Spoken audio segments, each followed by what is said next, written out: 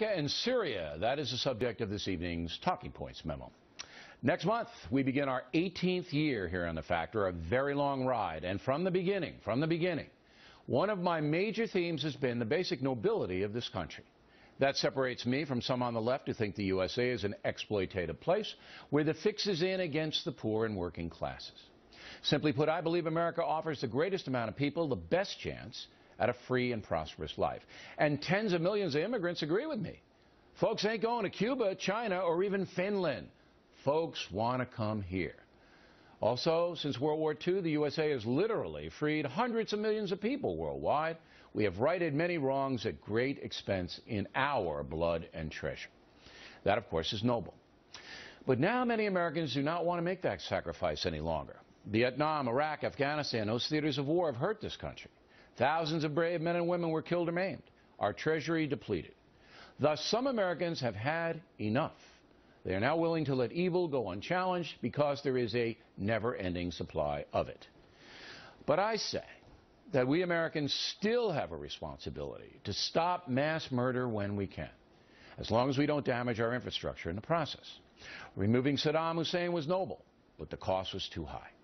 Giving the Afghan people a chance at freedom is noble, but the folks there may not care enough to embrace the opportunity. So what about Syria?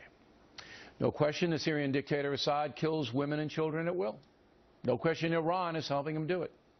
The evidence is strong that Assad violated the Geneva Convention by using poison gas to kill civilians. Thus, he is a war criminal. If the USA can punish Assad, we should, but we have to be smart about it.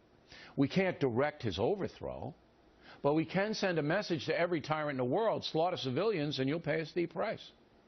Right now, many evil men and women believe the USA is weak and lacks the courage to right wrongs. Certainly the Russian tyrant Putin believes that, and so do some in the Chinese government. Back home, we now have many conservative people willing to give Assad a pass because they don't trust President Obama. Ironically, it was about 10 years ago that many liberal people did not want to move against Saddam because they didn't trust President Bush. Same mindset, different ideology. If the USA fails to act against Assad, the unintended consequence would be a loss of respect from those who care about a just world. If we sit back and do nothing, we will set up a free-fire zone where no weapons are off limits. Biological will be next. Mark my words. President Obama is correct in asking Congress to affirm his decision to punish Assad. The world needs to see exactly how our system works. Debate on the issue is good, but in the end, America needs to do what is right. We should use our power to protect the innocent if we can. Great Britain may not have the will to do that anymore, but we Americans should set a better example for the world. If we don't, we will slowly lose the nobility that was gained by past sacrifice. Unfortunately, in this world, justice can be imposed by one people only: us. To whom much is given, much is expected.